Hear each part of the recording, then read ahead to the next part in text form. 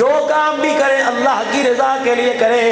اتنا سا دکھلاوا دل کے اندر آ گیا, سارے اعمال غارت کر کے منہ پر مار دیے جائیں گے.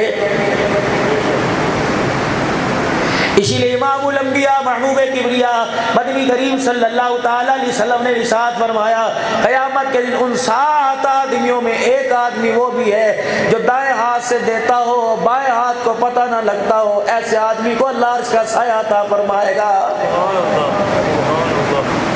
کبھی کبھی نیکی ظاہری طور پر بھی کرنی چاہیے تاکہ دوسروں کے دل میں شوق پیدا ہو, لیکن اب میرے عزیزوں کمپٹیشن چلا ہوا ہے, ایک دوسرے کو نیچا دکھانے والا معاملہ چلا ہوا ہے. ہر کام کے اندر علماء کرام سے پوچھ کر قدم اٹھاؤ کہ اس وقت میرے پیارے نبی صلی اللہ علیہ وآلہ وسلم کا طریقہ کیا تھا.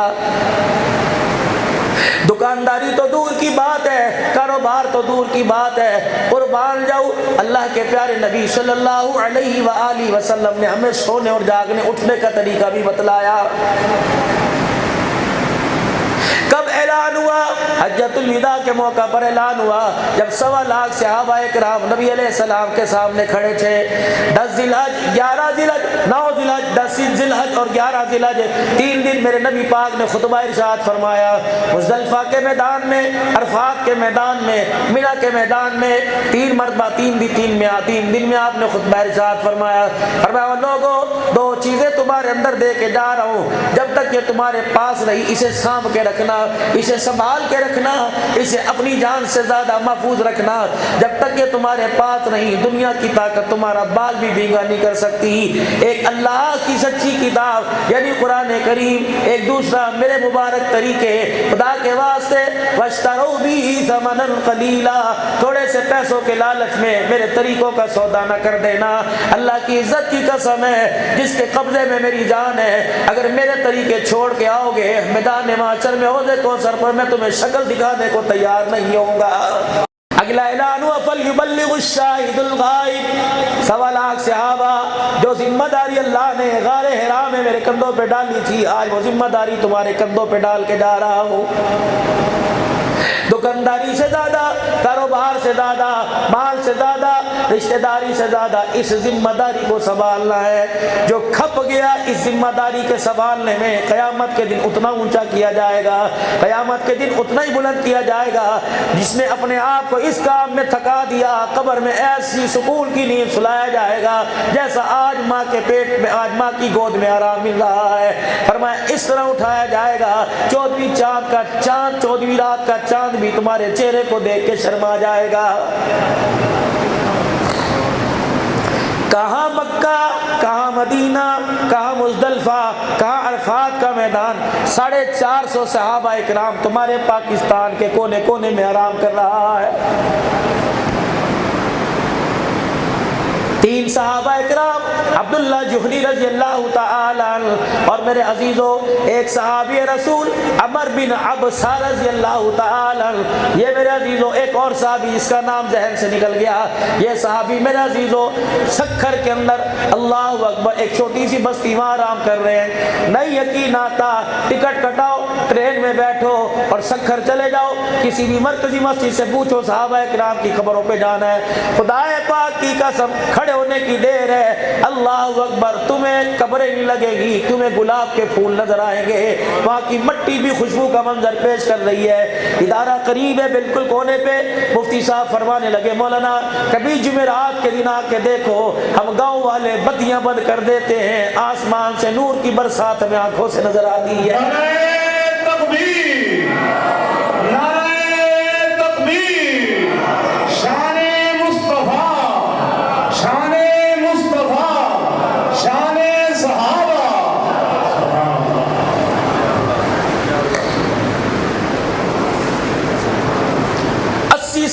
محتمی میں بوڑھا شیخ الحدیث بیٹھے تھے, کہا مولانا میں نے تحقیق کی, کتاب موجود ہے, 450 صحابہ پاکستان میں آئے.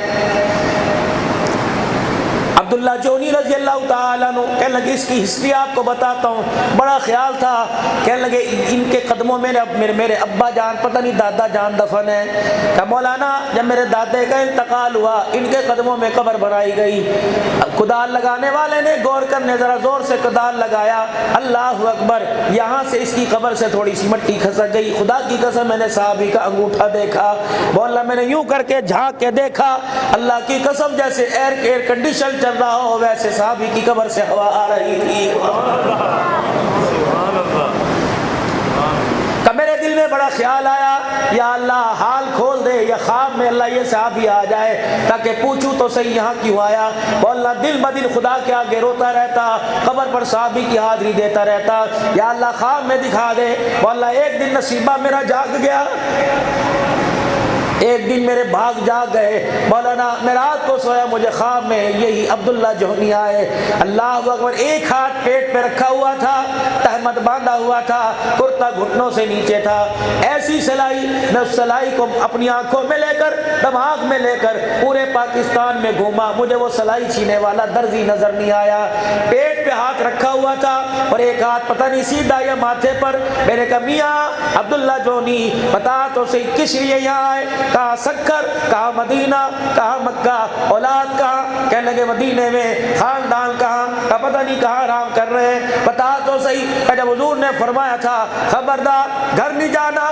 یہ پیغام نبوت لے کر پوری دنیا میں پھیل جانا، اللہ کی قسم تم لوگوں نے ہماری قدر نہیں کی، ہم نے نہ بچوں کو دیکھا، نہ بیوی کو دیکھا، نہ خاندان کو دیکھا، جو کپڑے پہنے ہوئے تھے انہی کپڑوں میں نکل گئے، اس سے راہ میں آئے، اللہ اکبر، دعوت والا کام تو دور کی بات ہے، وہ پانی پینے دینے کے لیے کوئی تیار نہ ہوا، کئی کنجی بھوکے رہ جایا کرتے تھے، کوئی ہمیں روٹی نہیں دیا کرتا تھا، پیٹ پہ ہاتھ کیوں رکھا، کہ فاقوں پر فاقے آئے، بھوک کی وجہ سے میرا انتقال ہو گیا تھا۔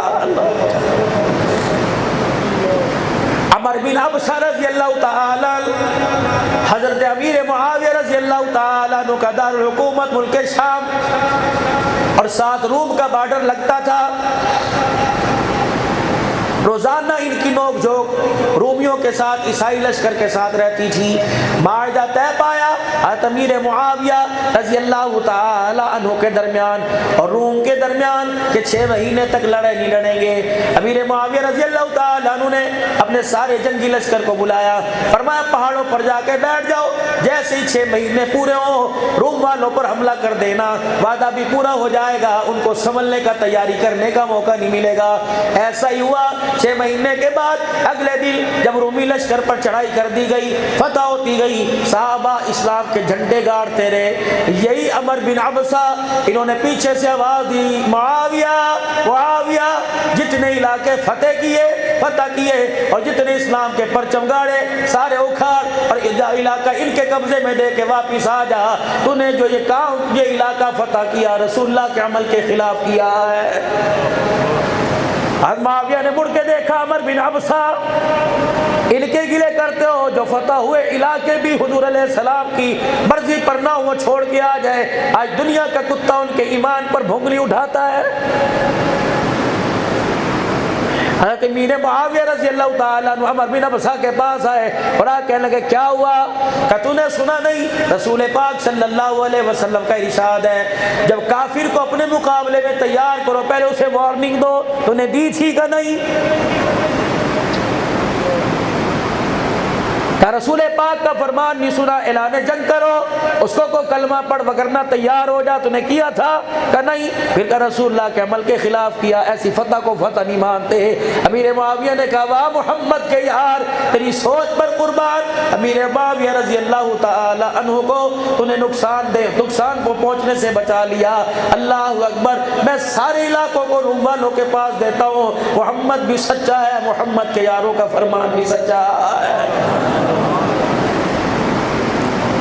یہ وہ لوگ تھے جو زمین پر ایسی کارکردگی دکھا کے گئے کہ ان کے جانے کے بعد زمین بھی کہنے لگی یا اللہ ایسے لوگ کہاں چلے گئے، فتح جن کے قدموں کو آ کے چوما کرتی تھی، زمین کہنے لگی یا اللہ ایسے لوگ کہاں چلے گئے جو دن میں مخلوق خدا کی خدمت کیا کرتے تھے، رات کے وقت ہمارے پر اللہ پیشانی رکھ کرتے آگے رو رو کے اللہ تجھے راضی کیا کرتے تھے۔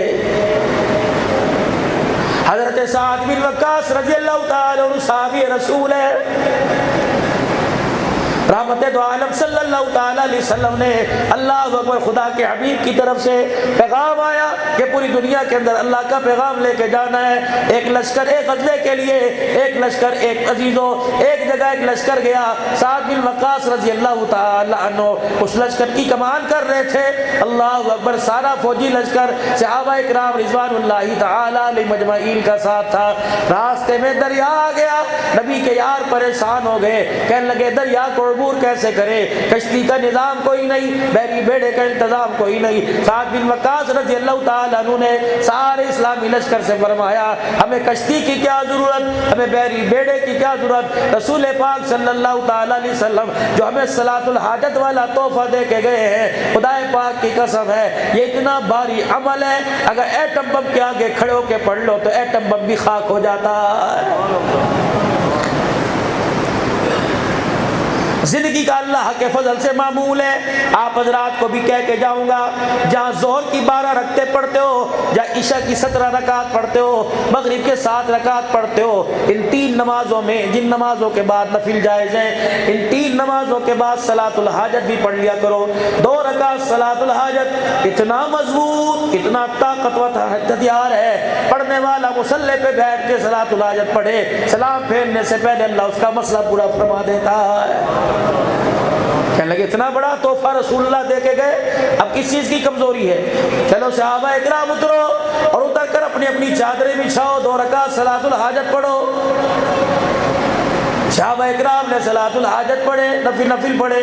حضرت سعد بن وقاص اپنی سواری پہ بیٹھے، دریا کے کنارے کھڑے ہو کے کہنے لگے اے دریا کی موجو ہو، تم ہمیں کیوں نہیں پہچانتے؟ ہم وہ لوگ ہیں جنہوں نے رسول اللہ پر سب کچھ قربان کر دیا، مال کی پرواہ نہ کی، اولاد کی پرواہ نہ کی، خاندان کی پرواہ نہ کی، بچے چھوڑے، آج بھی سب کچھ چھوڑ کے فرمان نبی پر عمل کرنے کے لیے جا رہے ہیں۔ یہ پانی کی بوند، یہ اللہ کی مخلوق، یاران محمد کا راستہ روکے، کیا بات ہے؟ خبردار، ہم نبی کے غلام ہیں، ہم دریا عبور کرنا چاہتے ہیں، ہمارے پاس کوئی بحری بیڑا نہیں، انہیں گھوڑوں پہ بیٹھ کے ہم دریا عبور کریں گے۔ اللہ اکبر، جب دعا کی، بسم اللہ پڑھ کر اپنے دریا کے اندر اپنے گھوڑے کو پاؤں کو ڈالا، فرمایا آ جاؤ اسلامی لشکر۔ دنیا نے دیکھا گھوڑے ایسے پانی میں دوڑ رہے تھے جیسے پکے روڈ کے اوپر دوڑ رہے ہو۔ اللہ اکبر، جب دریا پار ہو گیا، صحابہ کرام نے اپنے کپڑوں کو دیکھا، پانی کا قطرہ کوئی نہیں، گھوڑے کی ٹانگوں کو دیکھا، پانی کا قطرہ کوئی نہیں، اس کے پیروں کے نیچے ہاتھ لگا کے دیکھا، پانی کا قطرہ کوئی نہیں۔ جب اسلامی لشکر آگے جانے لگا، ایک صحابی دریا کے کنارے رونے لگا۔ حضرت سعد بن وقاص رضی اللہ عنہ نے فرمایا کیا بات ہے، کیوں رو رہے؟ کہ اے سعد، میرا لکڑی کا پیالہ تھا، دریا عبور کرتے کرتے اس دریا کے اندر گر گیا۔ حضرت سعد کہنے لگے جاؤ، ایک لکڑی کے پیالے پہ رونے لگا۔ حضرت سعد کا ہاتھ پکڑ کے کہنے لگا اے سعد، بات میری لکڑی کی ہوتی، پیالے اللہ اور دے دیتا، بات لکڑی کی نہیں، یہ وہ پیالہ ہے جو پیالہ رسول اللہ صلی اللہ علیہ وسلم خود استعمال کیا کرتے تھے۔ پتہ نہیں کتنی مرتبہ پانی پیا ہوگا، پتہ نہیں کتنی مرتبہ دودھ پیا ہوگا، اللہ کے نبی علیہ السلام نے یہ پیالہ مجھے تحفے میں دیا تھا، ہائے میری جان چلی جاتی، پیالہ میرے ہاتھ سے نہ جاتا۔ حضرت سعد نے اپنی سواری کا رخ دریا کی طرف کیا، دریا کے کنارے پر آئے اور کہنے لگا اے پانی کی موجو، تمہاری جرت کیسے ہوئی تم نبی کے غلاموں کو نقصان پہنچاؤ؟ نعرہ تکبیر، نعرہ تکبیر، نعرہ تکبیر، شان مصطفیٰ زندہ باد، شان صحابہ۔ اور جن کی بات کو سن کے پانی شرم آ جائے، آج دنیا کے ان کا اسلام ثابت کرو۔ نوجوانوں ناراض نہ ہونا، تم قصوروار ہو، تم قصوروار ہو، تم نے اپنے موبائلوں میں مرثیے لگائے، تم نے اپنی گاڑیوں کی ٹیپ ریکارڈر میں تم نے مرثیے لگائے۔ یہ کون سی پانی کی سبیل ہے کہ جس پانی کی سبیل ہے حلال کمائی سے دودھ کا شربت بھی بنا رہے ہو، اور ایسا نہ ہو جس پہ اصحاب رسول پہ تبرہ کیا جا رہا ہے۔ اتنا سازشی دشمن نکلا کہ اہل بیت کی محبت کو دیوار بنا کر صحابہ پر گولہ باری شروع کر دی ہے۔